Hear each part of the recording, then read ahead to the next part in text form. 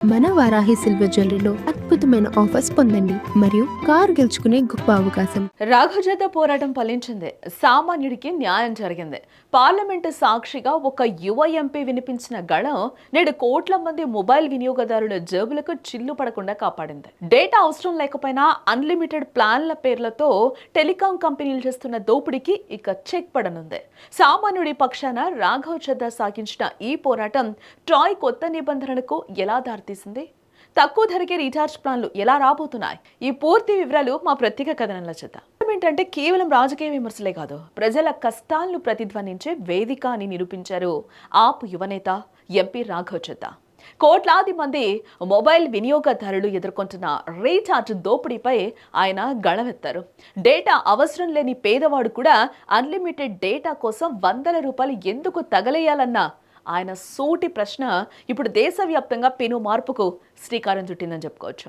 Sir, जब एक user अपना मोबाइल फोन रिचार्ज कराता है तो उसे अपने रिचार्ज प्लान के हिसाब से डेली की डेटा लिमिट मिलती है, 1.5 GB, 2 GB या 3 GB प्रतिदिन. लेकिन ये डेली की डेटा लिमिट जो होती है रात 12 बजे समाप्त हो जाती है जैसे ही दिन खत्म होता है, और ये अनयूज डेटा जो है ये फोरफीट हो जाता है. ये अगले दिन रोल ओवर या नेक्स्ट डे कैरी फॉरवर्ड नहीं होता है. ప్రస్తుతం టెలికాం కంపెనీలు అందిస్తున్న ప్లాన్లన్నీ కాంబో ప్యాక్లే. అంటే మీకు ఇంటర్నెట్ అవసరం ఉన్నా లేకపోయినా డేటా, కాల్స్, SMS అన్ని కలిపి తీసుకోవాల్సిందే కదా. ముఖ్యంగా ఫీచర్ ఫోన్లు వాడే వృద్ధులు, గ్రామీణ ప్రజలకు డేటాతో పనే ఉండదు.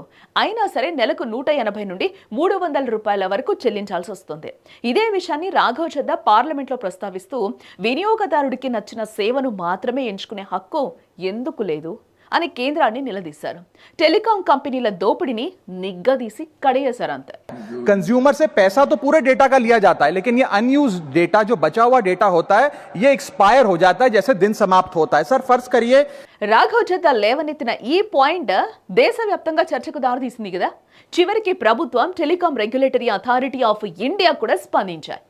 ఏ విషయంలో లోపాన్ని గుర్తించిన ట్రాయ్ తాజాగా సంచలన సిఫార్సులు కూడా చేయడం జరిగింది. టెలికాం కన్స్యూమర్ ప్రొటెక్షన్ రెగ్యులేషన్స్ 2026 పేరుతో కొత్త ముసాయిదాను కూడా విడుదల చేయడం జరిగింది. ఇకపై కంపెనీలు డేటా లేకుండా కేవలం వాయిస్ కాల్స్ ప్లస్ SMS ప్లాన్లను విధిగా అందుబాటులోకి తేవాలని కూడా స్పష్టం చేసింది. నిజంగా ఇది కోట్లాది మంది సామాన్యులకు పెద్ద ఊరట అని కూడా ఇక్కడ మనం చెప్పుకోక తప్పదు.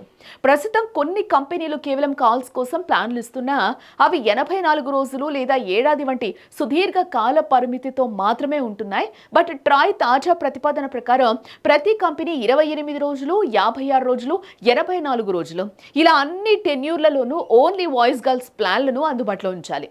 దీనివల్ల రీఛార్జ్ ధరలు సగానికి పైగా తగ్గే అవకాశం ఉంది. ఇక్కడ ఉదాహరణకు 300 రూపాయలు కట్టే చోట కేవలం వాయిస్ కోసం 100 రూపాయలు లేదా 150 రూపాయలతోనే పని ఇక్కడ పూర్తయిపోతుంది. ఈ మార్పుతో ప్రధానంగా ఫీచర్ ఫోన్లు వాడే శ్రామికులు, చిన్న వ్యాపారులు, తమ పిల్లలతో మాట్లాడటానికి మాత్రమే ఫోన్ వాడే వృద్ధులకు భారీగా డబ్బు ఆదా అవుతుంది. డేటా వాడని వారికి అదనపు భారం తగ్గించాలన్న రాఘవజత ఆలోచనకు ట్రాయ్ నిర్ణయం ఒక రూపం ఇచ్చిందని కూడా చెప్పుకోవచ్చు.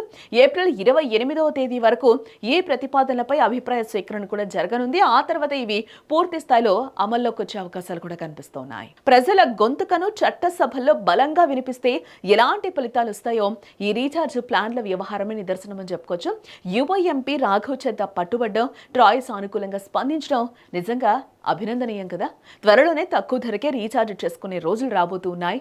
డేటా దోపిడీకి చెక్ పెడుతూ సామాన్యుడి పక్షాన నిలిచిన రాఘవజత ఇప్పుడు సోషల్ మీడియాలో రియల్ హీరోగా నిలుస్తూ ఉన్నారు. దీనిపై మీ అభిప్రాయాన్ని కామెంట్ రూపంలో తెలియజేయండి.